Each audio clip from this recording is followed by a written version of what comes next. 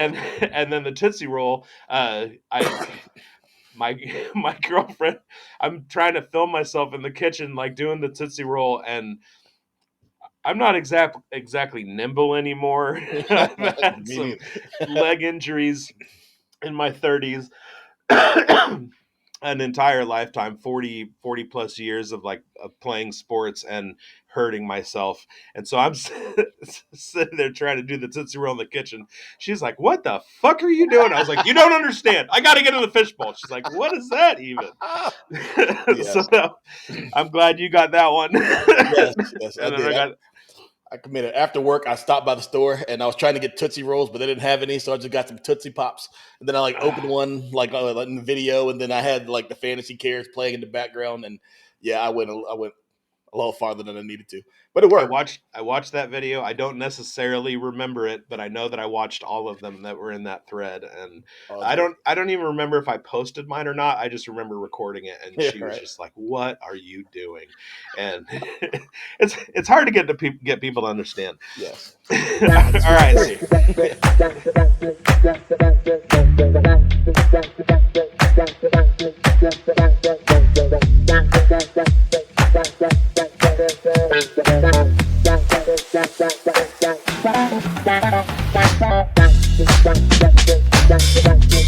Think like, oh, hey everybody, welcome to the Fantasy Burn. I'm here with my guest at Dynasty Deviant. His name is Chris Burns, and he doesn't. He might know this, but we were in a league together this year, and he finished a game ahead of me in the standings.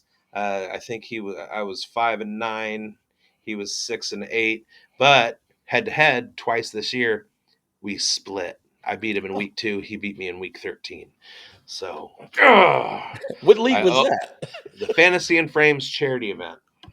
Oh, okay. Yeah, which was put on, I want to say, by Yep, yep. Gator put that Gator together. Yeah. Gator J. We had two guys, Gator J, who is he's the guy that I met through Fishbowl Mocking and stuff like that in the off season last year, and then Gator Raider, um, who I want to say is from Florida. He was in the league too, and I met him in the Fishbowl Mocking, and totally Mhm. got those two guys mixed up for a long, long time. Yeah, don't feel bad. I did in that league also. Yeah. Yeah, that was a crazy. That was a league that I never should have made the playoffs, and I ended up winning it. Oh, you won it. Oh Yeah. shit. Okay. I did not. I was just looking at it, and I had a 6 seed championship too. So that's always the best way to go, Yeah. especially in Dynasty because you get to keep that low draft pick, but you win it all. Right.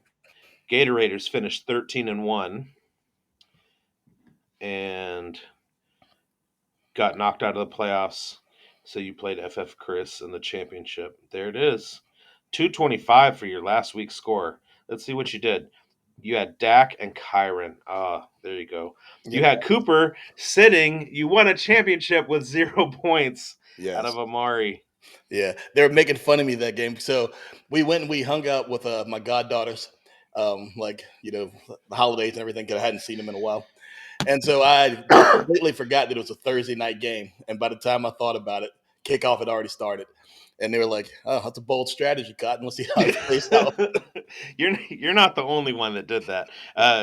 Going down, you made the right choice. You had Hertz and Prescott and Tua, and you went with the right call. You didn't lose any points there.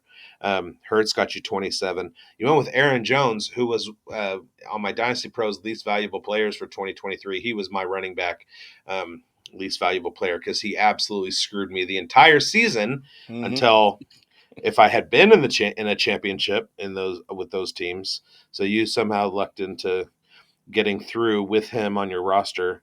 Goddard had a nice game. Had him in the flex spot. That's nice with Njoku, who he was my tight end fantasy MVP, and then DJ, who with our week 17 starts and sits, I was like, I mean, it's a terrible matchup. You got to sit DJ, and then he absolutely went off. So, Hmm. um, and then DK and David Montgomery. So yeah, like Kyron Williams, like really really helped carry you quite a long way. It's a nice squad you got there. Um, hope it on Roshan that never came together. Yeah, I know. So Yeah. If I kind of look at my team, I my team name was Jameer We Go, which it's I'm a sure great is name. totally original and nobody else had that name. It's a great name, though. And my big mistake was I went for quarterback value, so because it was a redraft, so I just like I faded quarterbacks till super late. I can even look at that.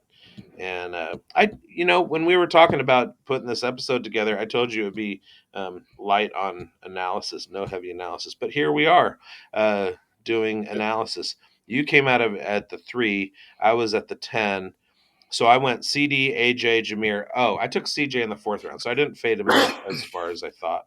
But then I waited until I took my second quarterback, and I took a flyer on Desmond Ritter. So I went into the season with Ritter and CJ, hoping on Ritter's upside, and it didn't work out for me.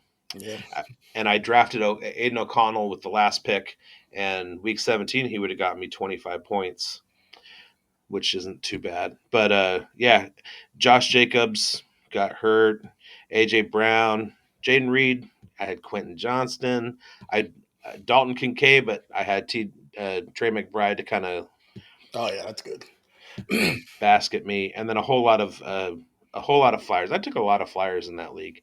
A lot of like um, not not I'm smarter than everybody else, but just like my draft strategy was to try and like wish on people I and understand. get value out of that. And this year in that league anyway, it didn't work out. The other thing, and we can talk about this in a little bit, but you were drafting in the fishbowl out of the 12. So Yes, you had that turn and you took McCaffrey and Andrews, which sounded fantastic at the time until Andrews' injury. put down. Yep. You and I drafted out of the 6. You and I both had Jacobs in the 3rd round. Hmm. We both took Goff. We both took Evans. He was Evans was my first wide receiver drafted in the fishbowl. But and then Rashid Shaheed. So we had some parallel picks, but how did you do in the fishbowl? I made it to round 3 of the playoffs, and I got knocked out. That was that week where I got zeros from a couple guys. I can't even remember who was on the roster, but I got zeros from a couple guys, and I scored 80 points less than my average, so I Yeah, had no chance that week. And then I that blew up the week after that. that was McBride's bye week. Evans did nothing, and Jacobs, that was the first week of his 4 that I got eliminated that same week. Yeah, Goff didn't do didn't much. do much. Yeah, that's a bad game. Yeah, that was a rough week. So Yeah, well, yeah, the main thing about the fishbowl that I learned, it's a great quote. You're probably not going to win, so just have fun. And exactly. it worked out that way. I had a lot of fun making it to the playoffs, meeting the people in the live draft and everything. Did you get to live draft? No, I didn't. I didn't live draft because I really wanted to be on sleeper because Okay, MFL, I forget to go there, because right. all my leagues are on sleeper. But so I was like, I wanted to be on sleeper, so that's why I didn't do a live. But I'm thinking I might have to do a live draft next year And you picked the Tootsie Roll League. Was there a reason that you picked the Tootsie Roll League specifically? because that's how I got in, like with the fantasy orgs where they were doing like the races every day and giving away like spots to the league.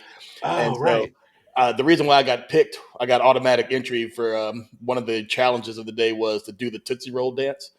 And I did the Tootsie Roll dance. I went all in on it, and they I loved did too, and it. I didn't. Oh, you didn't get I it?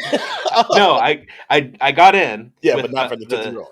no, it was the Heinz ketchup challenge. Ah, So I think it was the day after the Tootsie Roll, and it was either the day after or the day before. So one of the days, I'm sitting there, I'm like, we don't have Heinz ketchup in the fridge, So I'm scouring like all of the loose condiment packets somewhere. So Yes, everybody else did like pictures of Heinz bottles. I did a picture of a Heinz packet I that remember. dried up that I found in my Yeah, drawer. I remember that. I remember that. And and then the Tootsie Roll, I my my girlfriend, I'm trying to film myself in the kitchen like doing the Tootsie Roll, and I'm not exactly nimble anymore. I've had Me some neither.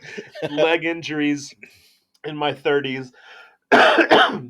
An entire lifetime, 40 plus years of like of playing sports and hurting myself. And so I'm sitting there trying to do the Tootsie Roll in the kitchen. She's like, what the fuck are you doing? I was like, you don't understand, I got to get in the fishbowl. She's like, what is that even? So Yes, no, I'm glad you got that one.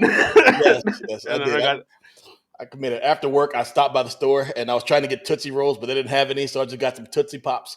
And then I like opened one like in the video, and then I had like the fantasy cares playing in the background, and yeah, I went a little farther than I needed to, but it worked. I watched that video. I don't necessarily remember it, but I know that I watched all of them that were in that thread, and Oh, it's great. I don't even remember if I posted mine or not. I just remember recording it, and Yeah, she was right. just like, "What are you doing?"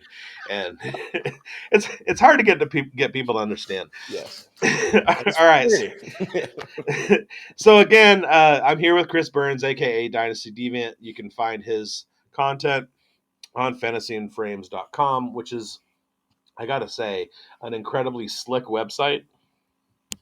The graphics on that are fantastic. And does Gator run Fantasy and Frames website, or is he like one of the higher ups, or Yeah. what's going on there? So Gabe was in. He was doing a lot of the production, like behind the scenes stuff with us, and like, he stepped away for a little bit, like he just taking a break from some things. But Jorge Edwards, like the, the boss or the Yeah, second, his wife Melissa is the boss. But so Jorge, he does a whole lot, and then like there's other people who contribute to it, like Zach. He helps out with graphics and everything. But a lot of the stuff, Jorge does a lot of the heavy lifting behind the scenes, and yeah, Gator was helping a lot with that, but yeah, a lot of that stuff, the design and the layout and everything you see, like that's Jorge's brainchild. yeah, super slick. It's a really nice website to look at, and so I just I don't read anything. I just stare. I just stare at the I graphics. understand. All right, so you have you're wearing a Dolphins hat. I see you got your Dynasty Deviant. Oh, that's a nice neon uh, Dynasty Deviant sign. Your Thank you. Dolphins helmet. Your Dolphins flag. Um, so you're a Bills fan, right? Yeah, 100%. Like 100%. Okay. wide right to the core. It's my nickname. No, I'm a Dolphins fan. I've been a Dolphins fan for as long as I can remember. So like, we grew up in Virginia. So Virginia at the time, everybody was either a Redskins fan or a Right. Cowboys fan at the time, and I Whoa. I couldn't be either of those.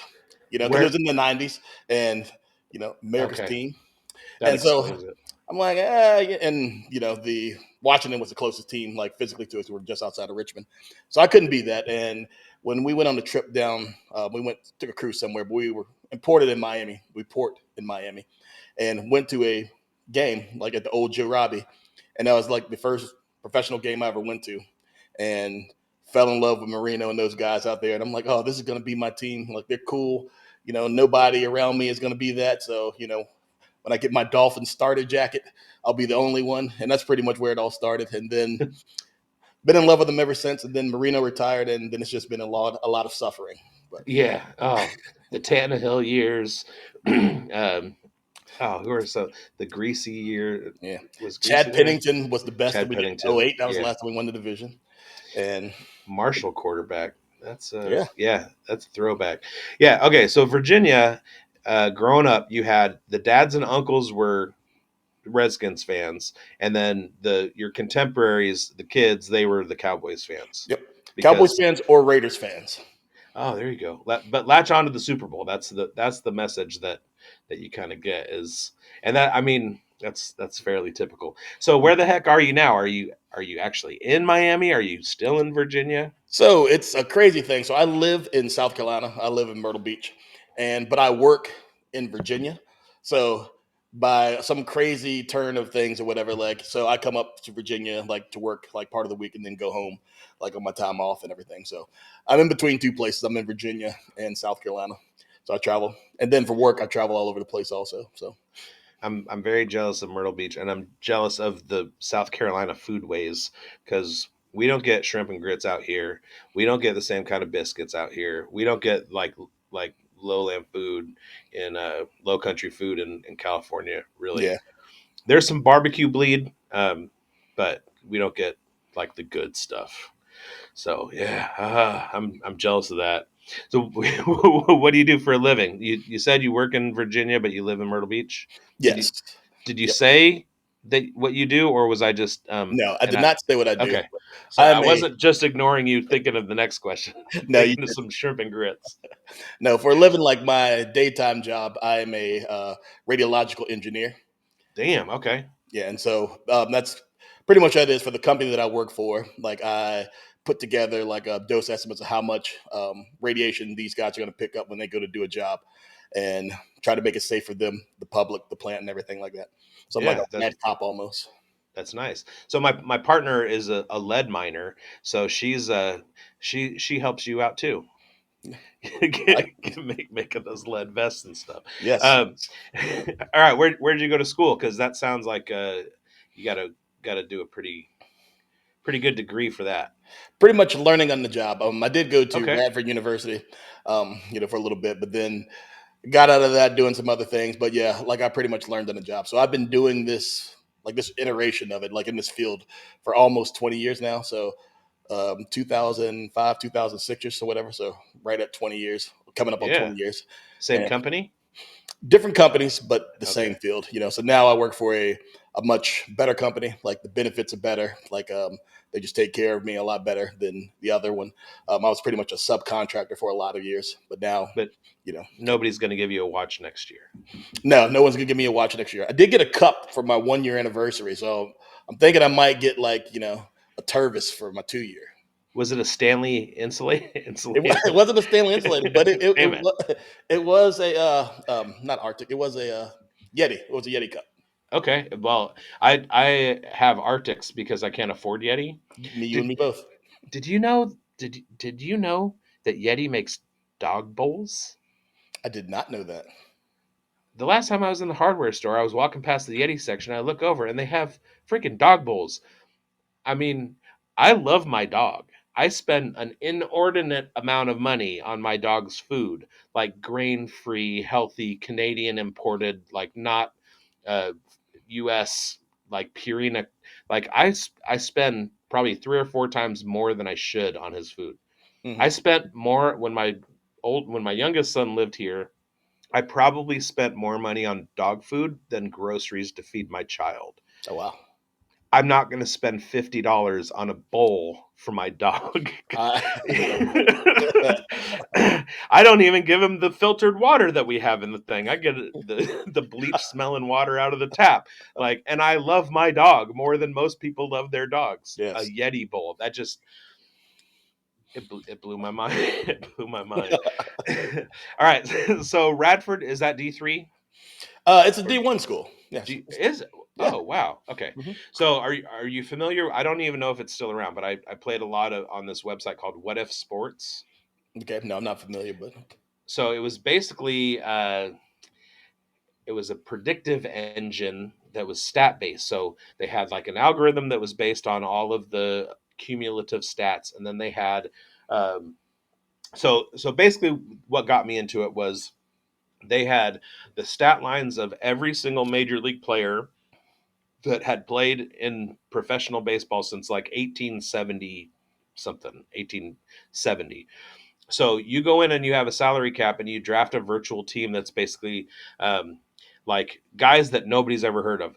John Montgomery Ward, John Ward from the New York Giants, and Clarkson, the Boston pitcher from 1886, and all, and up until like, I mean, you're mixing those guys and Babe Ruth seasons and Barry Bonds and Bob Gibson and Roger Clemens, right? So you draft this team under the salary cap, and then you go head to head in your league against other people who are doing the same. What if sports? It was phenomenal for like a stat geek, right? Hmm. Well, then they came up with this college basketball. It was kind of like a manager mode, like in Madden or 2K or whatever, where all the games are simulated, and you start off by, so you have recruiting things. You try and recruit like different star levels based on position and things like that. Complete simulation, right?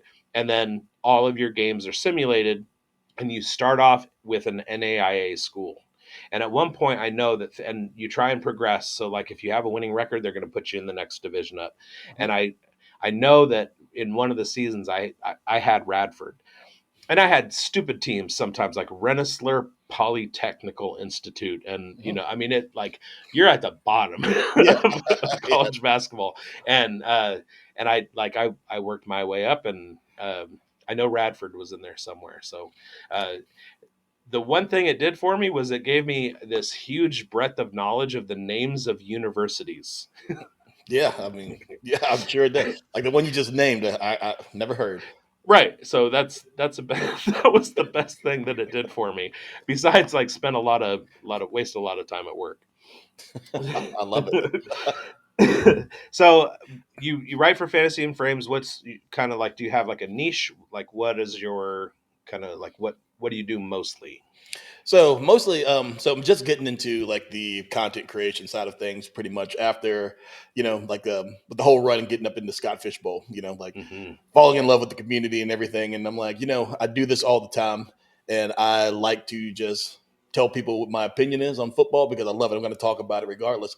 And Gator actually, went to Jorge and he was like, "This is somebody we need to get on the team." So Gator recruited me really, and Nice. then like met with him and Jorge, and then Jorge brought me onto the team. So, but my niche for the most part now is Dynasty. I like Dynasty more than the other platforms. I still do play the other ones, just not as much. And it's because like I ran a league for about 12 years, and then when it fell apart, I was like, I kind of like the aspect of playing year round because I'm like I'm pretty good at putting together this team for a season, and it sucks that I just got to let it go at the end of every year. So Right. I got into Dynasty and just listening to the fantasy footballers back then, and they're like, they're joining the foot leagues and all this stuff. And here talking about the sleeper app. So I was like, all right, let me check out a league on Sleeper. And I joined the league, and it just happened to be it was like 12 of us guys, never played Dynasty before, so it was a completely brand new league.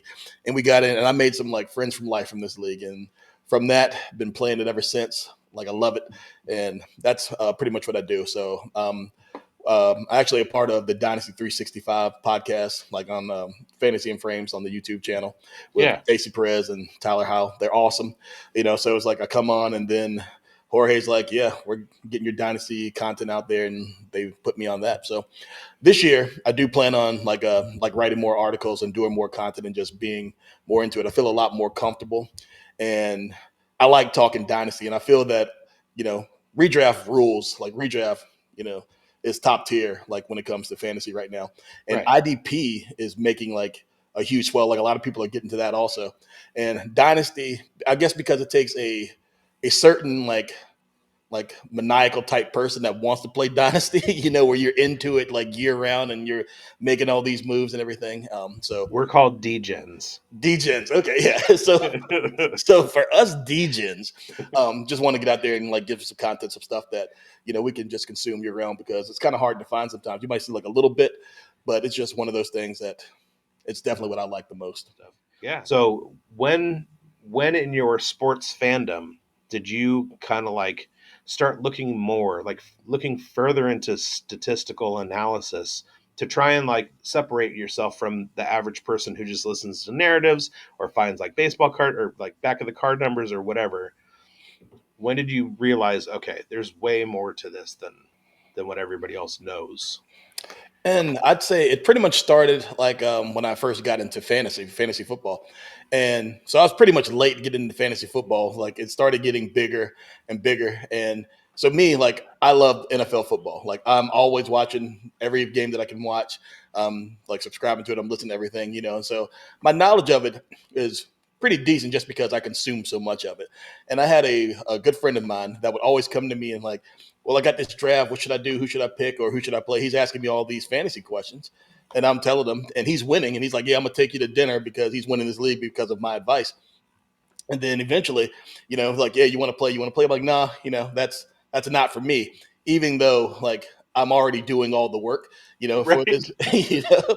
So it just so happened they had an opening in one league one time, and I was like, all right, I'll just take that place because somebody it was already paid. Like I didn't have to pay, so I'm like, all right, I'll fill in. And then when I got in and I'm starting playing, and I'm like, why was I not doing this all the time? Like I love this because I'm gonna watch the games anyway, but it gives me more incentive to watch. Like I'm more invested in like a game that is. So if the Dolphins aren't playing, then I'm like, all right, whoever's, I can go either way. But now with this, I'm like, oh, so I enjoy watching this guy play or that guy play a little bit more.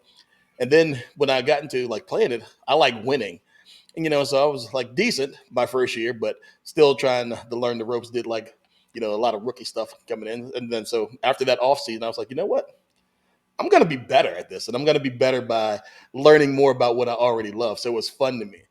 And so when I started doing that, digging in deeper into the stats of what, um, like learning more about, like the advanced metrics, like, okay, so I can look at these stats right here and they're kind of predictive of what production is going to come, like, or opportunity. I look into that a little bit more. Now I know, you know, I can kind of predict where production is going to come. So I started doing that and I started getting better and I started winning a lot more. And I loved it. And then as I'm running the league and everything, and it's great, and everybody's having a good time, but I'm wanting more, and I'm like, I just want to play more. And like I said, like I put together a good team, and then it's over. So I was like, well, let me start digging in deeper. So then I started looking into college prospects and looking into like like what kind of rates or predictive traits or rates that happen when like a wide receiver moves to another team. Like why does their stats dip? When they just go to like a different team or something like that. And then in addition to that, I was like, oh, scheme matters because I've always known scheme matters. Like I know that when I'm looking at football from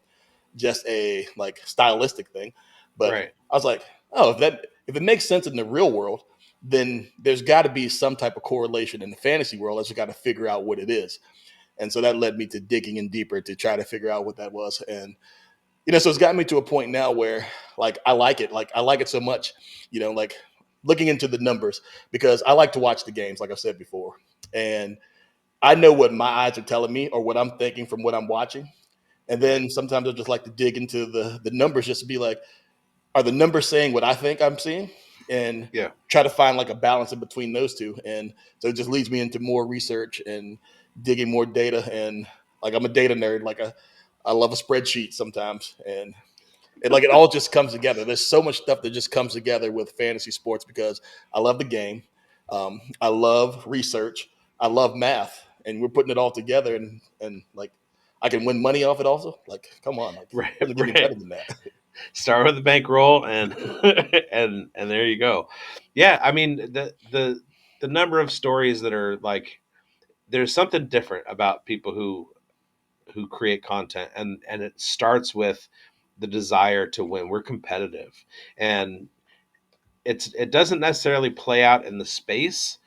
There's a lot of cooperation and a lot of camaraderie in the community Hmm. until you get into a league.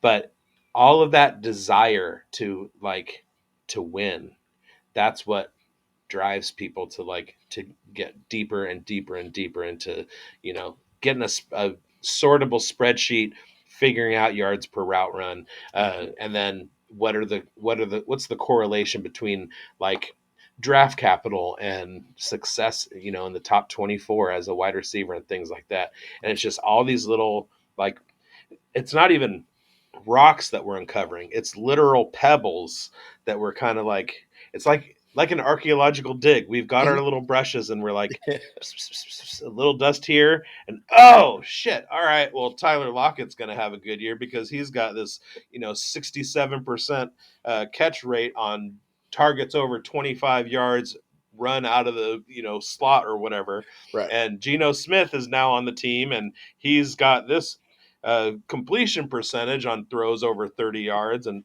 all right. let's smash Tyler Lockett in the 11th round when he's still sitting there. Like Hmm. it's an archaeological dig. Is It is. And team construction? you feel so amazing when you make that discovery that nobody else was thinking of. Like one of the greatest things that happened to me in fantasy football is my buddy, like in one of my leagues one time, like he calls me, like it's early in the morning. It's probably like 5 o'clock in the morning or something. And he's like, I went to the waiver wire to pick up, I can't remember who the guy was, but he's like, I went to pick up such and such, and you had him. And then I went Yeah, to pick up another guy, and you had him. And then I went and picked up another guy, and you had him. And he's like, that's just crazy. I was like, man, early bird gets. So I'm like, you just got to be on, on your horse. And he's like, oh, because he was working night shift, because during outages for nuke plants, like we work 24 hours, so there's a day shift and a night shift. He's like, well, some of us on night shift, and we couldn't get to our computers and everything. I'm like, it's funny you say that because I drafted them. Go back and look. And then he's like, oh, how'd you know? And I was like, because I'm better than you. But but that was one of the greatest. It was the biggest compliment to me that he was mad that he went to get three people that I already had. yeah. I in my home league, we it's a bunch of there are a bunch of us. The core of the league, we all work at a grocery store, and I have a coworker who's in the league. Shout out Dom. What's up, Dom? So I'm Um, done.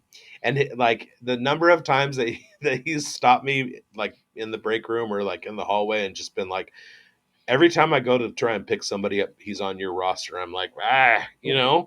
Oh, it's I'm digging. I'm yes. digging to the point where like I'm losing guys like Nico Collins and Jerome Ford for because of roster bloat, and I'm bringing in new rookies, and I have to cut those guys because I don't have room for them, and I can't wait for them anymore, and then they Right. blow the fuck up, and I'm Hmm. like, all right.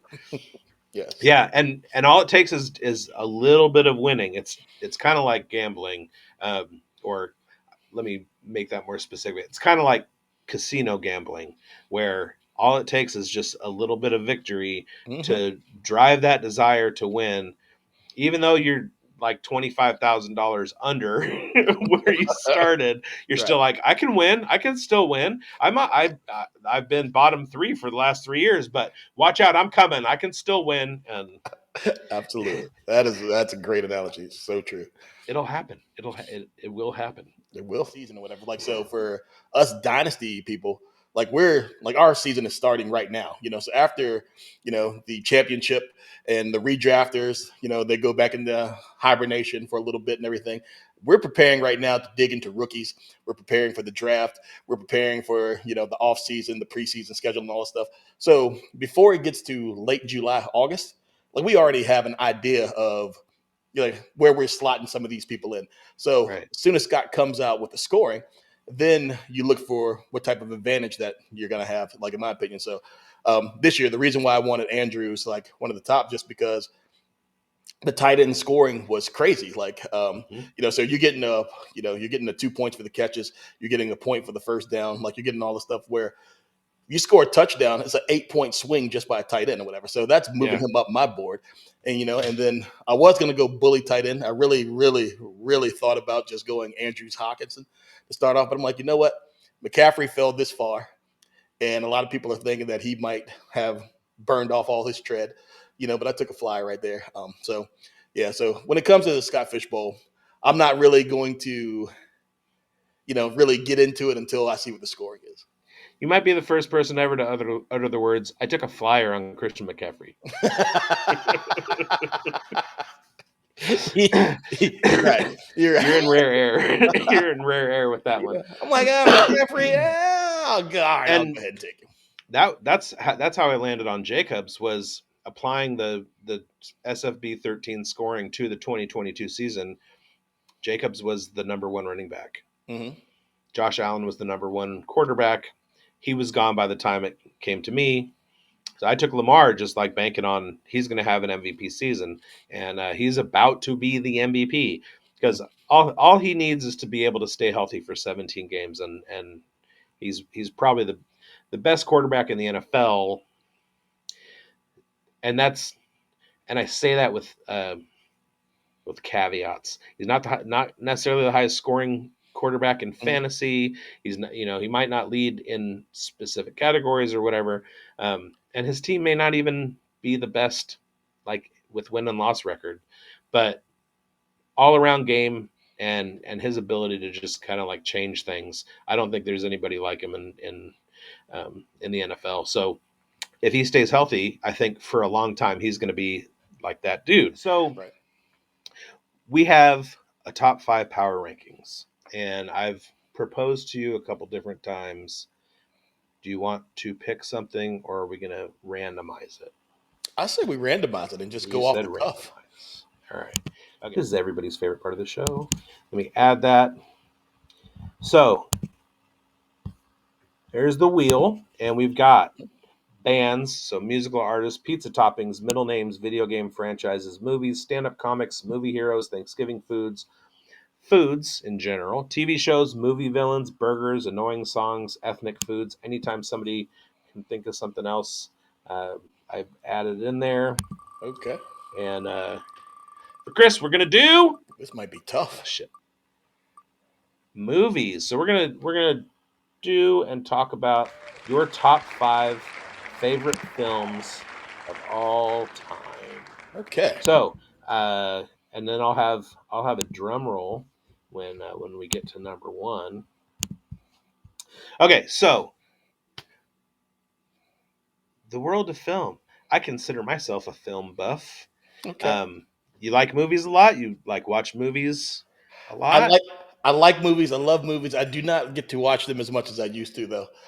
So and I wouldn't say I'm Now, a film buff. I am a film lover, though. I do love them. okay, and you do have kind of a film theme in your Fantasy and Frames charity event team. Sonny Weaver Jr., Hmm. the Kevin Costner character in Draft Day. Is Draft Day one of your top five favorite movies? It is not. It might be one of my bottom five fantasy movies.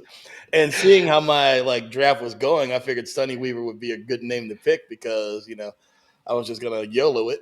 But I, yeah, but it's I feel not. like unless you're a Browns fan, you're not really gonna like. There's not much to like there.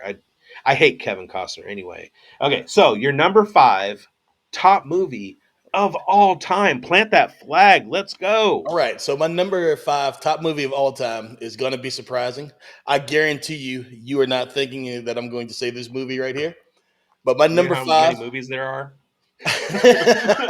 yeah, my number five is Toy Story, the first Toy Story. Oh damn. Yeah, Okay. and like so, the movie comes out, and so I was an older kid when it came out, so it's not like I was like young, like sucking my thumb, like, oh, I love this movie. You got a friend in me, but I saw it with my nephew, and like I just absolutely just love the movie. Like, so it's got that whole like from enemies to best friends. I mean, the soundtrack, like soundtrack's great. Like I still sing, some Randy Newman songs walking around the house. Like, Yeah. strange things are happening to me.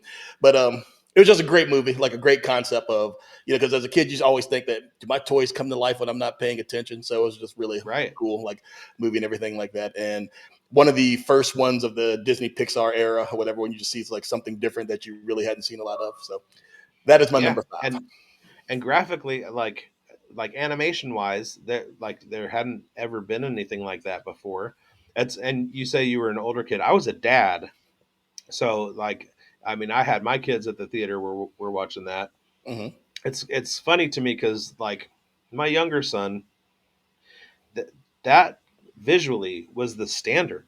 Like when he was born, when he like kind of came up into video games, PS2 and PS3, and like some of the further Nintendo developed, that was like he was born into that as standard. He hasn't seen the progression of fucking big ass pixels like Kong Yes. turning into, Right. visually stunning like Red Dead Redemption 2 like Yes. scenery. It's it's amazing. So like, we had cartoons and stuff, but as far as like computer animation, that Hmm. shit looks so real. And exactly what you said. It's everybody's imagination of like if I turn off the lights are my toys talking to each other? Hmm. Like I don't want to close the toy box lid because my teddy bear is going to be lonely or in the dark or whatever. And that's such a fundamental part of like being a human Hmm. that just to see that played out on the screen. was Oh, so good, absolutely. and they did so great with the characters, and I mean, it was fantastic. That's yes, it was a surprise. I didn't see that coming, only because live action was what was in my head. Okay. But you're totally justified in that as your number five. Okay. What's your number four? My number four is an oldie, The Wizard. So it had Fred Savage, where he was like a video game savant, and he's like going through these tournaments. Him and his friend, and he's winning all these tournaments. And it was like the first time you saw like the Nintendo glove and like the theatrical debut of like Super Mario 3 or something like that. Hmm. So it was just a little niche movie back in the day or whatever. And because I wish that I could be that good at Nintendo as he was, so he Yeah, was my hero for a little bit. I have a. I'm very familiar with the film. It's it is also one of my favorites. Uh, I was about 15 when it came out. When was the last time you saw it? The last time I saw it probably was, I'd say, mid 90s, like Okay, so 95. you know the girl that she's like a little bit taller than Fred Savage, Hmm. the girl that's along for the trip or whatever. I haven't really seen it since it came out on VHS in 1990 or whatever. Right. but but the girl is literally right here on my shirt. Oh, really? That's her. That's awesome.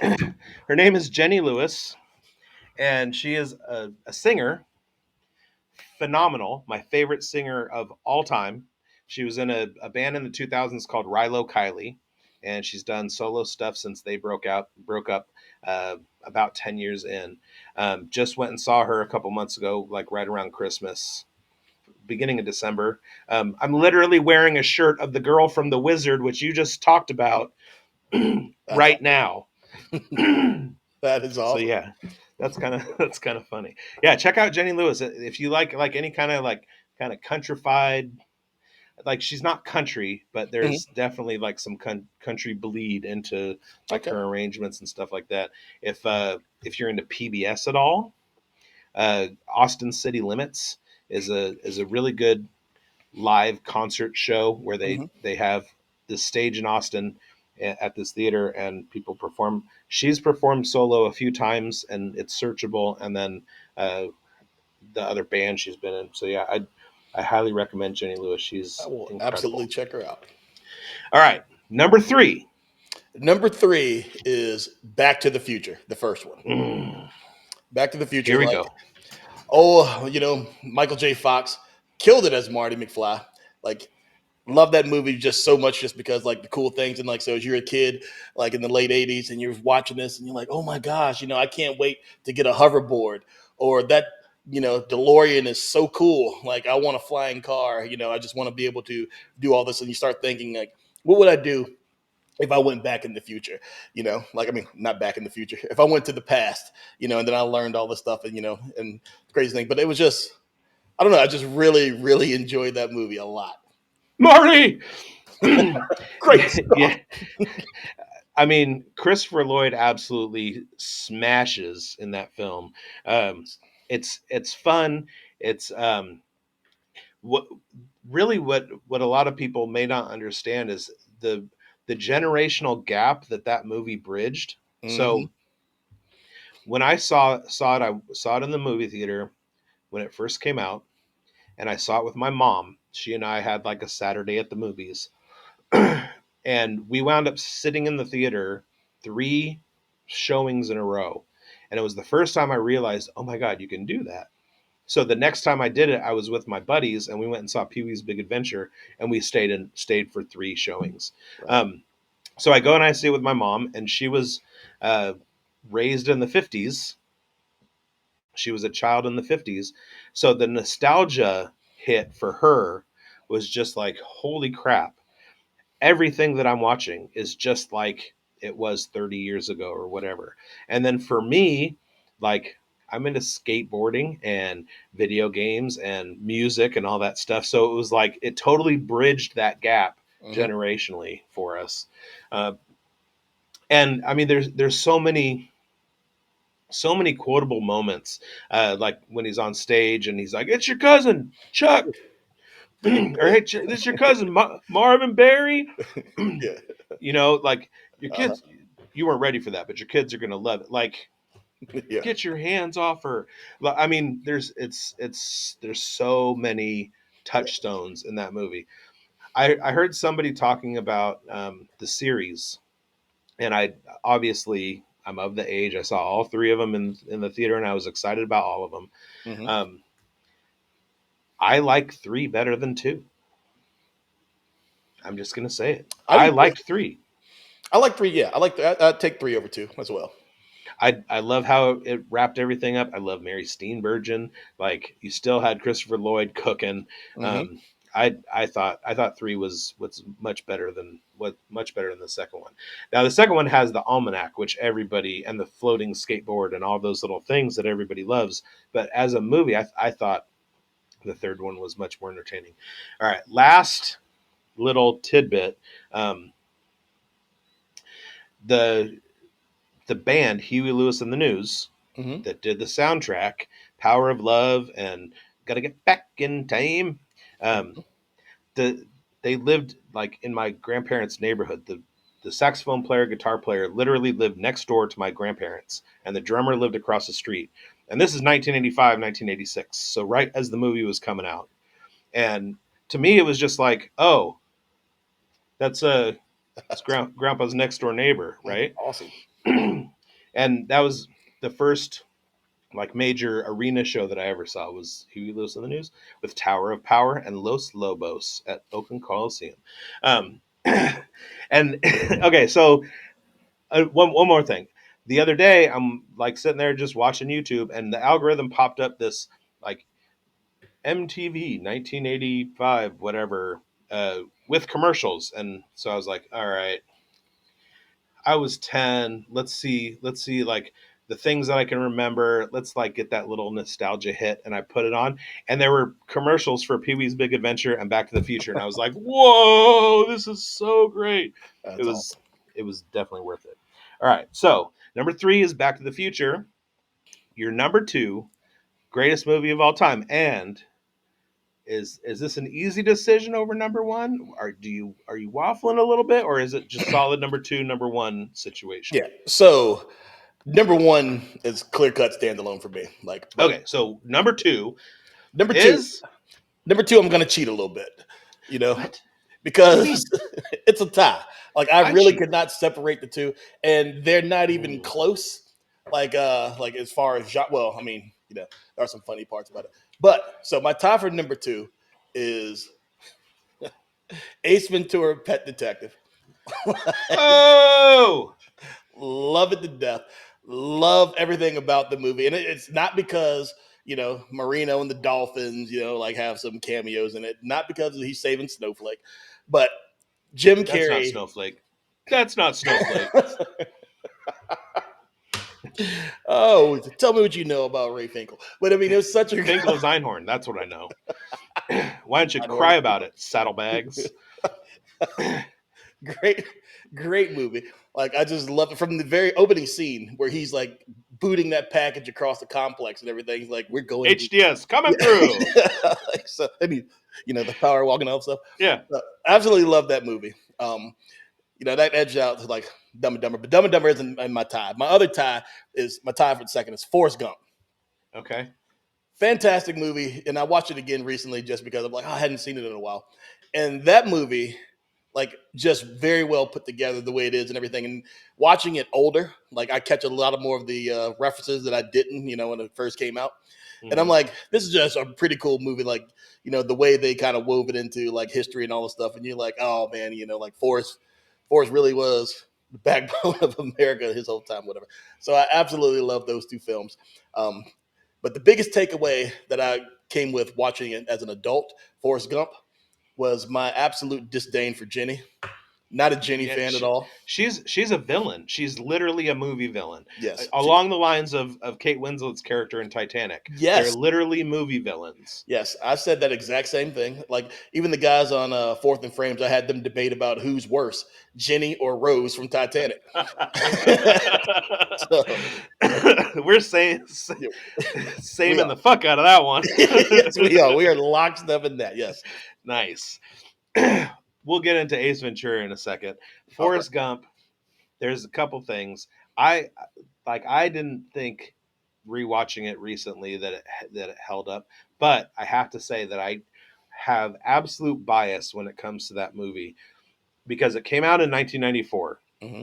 And watching the films of Tim Burton through the 80s, I had designs on becoming a filmmaker when I was young, and that was my goal, was to go to college and become a filmmaker, and blah blah blah. Life happened.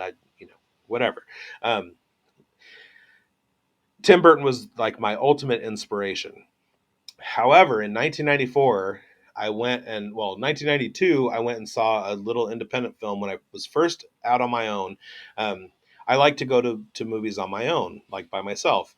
And I went and I saw a little film that nobody was talking about at an art house theater in Seattle called Reservoir Dogs.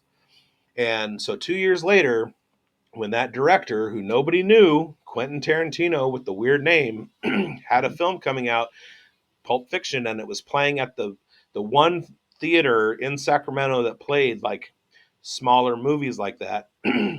I was living about 70 miles north of Sacramento, and I dragged my girlfriend at the time down to Sacramento to see that movie because, like, oh, this guy. And I sat there and my mind was absolutely blown. I was like, this is what filmmaking is all about: alternative timelines, a pastiche of scene work, graphics when she does the little thing Hmm. and the Of dots course. go, and Bruce Willis in the cab and the green screen background behind him is black and white. All these little moments where I'm like, you can do that, you can do that, you can do that. Just like blew my little brain apart. And Forrest Gump won the Oscar. Okay. And so I was out. Um, so that's but that's neither here nor there because we're here to talk about Ace Ventura. Um, Controversial. Are we going to, at this point in history, lump the two together and call them a continuous thing? Let's go Ace Ventura and When Nature Calls together as, like, let's just call it an Ace Ventura thing. Nah, I like to No, separate okay. them. Yeah, because I'm not. I didn't care too much for When Nature Calls. I felt like, Really? Okay. yeah, I felt like Jim Carrey was really trying to do too much. I didn't care too much for it, but it's better than that reiteration they did with Ace. I mean, something thinking about Dumb and Dumber crossing movies over. But no, I like to separate them just because I just love everything about Ace Ventura so much. It's highly quotable for me. Um, just so many, like even today, like I'm quoting stuff and people look at me crazy, like, "What are you talking about?" You know. But yeah, Is but that the so red or the white? I can just never two at remember that. a Yeah. time. Yeah. Asshole mio, I sing in my head all the time. Yes. Um, I do that to my wife too. Like, would you happen to have some Panaka? Yes. it's phenomenal. And when he answers the door, yes, Satan. And when the moment where like he opens his arms in his apartment and And they oh, come and out. all Yeah. the pets come to him. My Yes. I have a bird. I have a parrot, and every once in a while, if I'm in the kitchen, he wants to come in there and be in there with me. And so I hear his wings start to flap from the other room, and I go ah, and I hold hold out my hand, and he comes and lands on my hand, That's and I awesome. feel like Ace Ventura. That's awesome. I swear the summer that came out on video, my friends and I watched that movie every single day for 3 months, and like I mean, we had it down where we're like saying the lines along with the movie, and just like, and it's so ingrained in my head that Hmm. like I can go through it. It's Yes. so good. I want to get a Roger Podacter jersey to hang on the wall. Oh my god, that would be so good. Ah. Ah, ah, ah. And I'm saying to Snowflake, ah. All right. Okay, so Chris, Yes. I got a drum roll set up. All right. Producer, hit that thing. What is Dynasty? Deviant's number one movie of all time.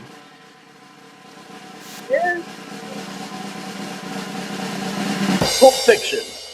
Yes. Oh, Pulp thank you for Fiction. rating it over Forrest Gump. I really, really appreciate it from the bottom of my heart. Yes. Yes, to me, there's no question that is my favorite movie of all time. If it's on, I'm gonna watch it regardless of what I'm doing. Like, me and my friends, like, we still quote it to this day. Like, I'll tell my wife something. I'm like, I bet you I can make Watts cuss me, and she's like, no, because he's the nicest guy ever. And then I'll just like, hey, John, would you give a man a foot massage? And then he responds, fuck. So it's great. I mean, everything that you said about the movie, like when you said Reservoir Dogs, I'm like, oh, he's getting close to my guy. And Tarantino was absolutely masterful in Pulp Mhm. Fiction. Everything about that movie was great. I remember watching it, having no idea really what the movie was about, and then just following it. And like, I felt like every time I watched it, like, for the first 50 times, I found like something new in it. I mean, oh man, it was just great. And you talk about an all star cast. Um, so Yeah, great. And the commentary between Samuel L. Jackson and I want to call him Vince. I can't think of his name for it, but Vince I like Vega. him. Yeah, but Vince Vega. Vince Vega. I mean, the beginning of the movie when they're just talking, Antoine Rockamar, half black, half Samoan, calling Tommy Rockahar. You mean the fat guy wouldn't go as far as call his brother Fatty Simone? What are you gonna do? It's Yeah. just everything about that was great. The commentary between Uma Thurman, like Mia Wallace and Vince was absolutely great. Bruce Willis and like his girl or whatever, like Mm. blueberry pancakes. Pray and freak, brother. He's in such bad shape, and it makes me so sad. Absolutely, yeah. Yeah, Um, I want blueberry pancakes. blueberry pancakes. Who's So that? good. I mean, it's just a phenomenal. I mean, everything about that movie is great. Love it to death, and Yeah, easily my favorite movie of all time. ever been alive where I could honestly say if I could be that person, and he Quentin Tarantino is definitely one of Okay. them. I love him. Pulp Fiction is your number one. It's a fantastic, fantastic movie. One thing is in the fantasy space, especially on Twitter, conversations like this happen all the time, Hmm. and Pulp Fiction is always highly ranked in when people are thrown out there. It's a Fantastic movie. cultural touchstone, and I love it. All right, I have talked enough. I got to let you go because you got a game to prep for. Hmm. I got to go pick up my dog at the daycare. Are you Um, gonna get a Yeti bowl on your way? no, no, Okay. no. He's he's got a bowl. It's made out of aluminum, and it sits there in its little carrier, and it's perfect. And Uh-huh. uh, holds a quart of water. It's all he needs. Right. Uh, it's amazing how much water a 100-pound dog can drink in one setting. I'm like, I gotta fill that again. Uh, all right, Chris, it was wonderful to have you on. Thanks for Great having me. conversation and stuff. Let's work together again. One I hundred do percent. some live streaming. I'm going to be doing like mock drafting and stuff like that for Dynasty Pros and for my own personal channel and stuff coming up over the off season. I'm going to go back. You said something about now we're preparing for. What do you mean preparing? We've already been putting out content about the rookies coming up and like and who are the Yeah. breakouts for 2024. I mean, it's January 13th. We're 2 weeks Yes. into the new year. If you're not already putting out the stuff for reason the the reason why I 24 said, season, the reason why I said preparing, like you're absolutely right. We're already looking and we're already like compiling our list and everything. yeah, But the declaration day is the 15th. sure, So there's still some people like a la Chuba Hubbard a couple years ago that might go back to school when you like have them ranked, pretty highly. So that's why I'm saying we're preparing. But once we, know like these guys are absolutely declaring, and those couple guys who want to go back to school, they've done that. Then we know we the field is set. Now we're just sure. putting them, where they're going to fall, or we think they're Travion going to hurt fall. me. Travion hurt me real good. Mm, Losing Travion Henderson in this year's rookie draft, I was banking on it. I have a couple real high picks in my rookie draft, mhm. and I was banking on him stepping in and me using one of the picks on him, or at least allowing some other people to fall back into so that I could go grab some different people. And I got offered for the number two pick, Sam Laporta, and my choice of Devonte Smith or um, Jordan Addison for the number 2 pick and Tyler Algier. And I said, that's intriguing to me. Let me sit on it for a bit. And as soon as Travion Henderson declared, I was like, now I can't do it. There's not enough depth at running back for me to be able to swing that. That's it killed me. Yeah. Killed me. Anyway, I will keep in touch with you. We will work together again, Look and forward thank to you it. so much for coming on. It was a I, pleasure. I thank you for having me. Like, great conversation. Like, it was a blast. Thanks for having me. Alrighty. Everybody else, thank you for joining us in the Fantasy Burn Studios in Northern California. And as always, I hope you win.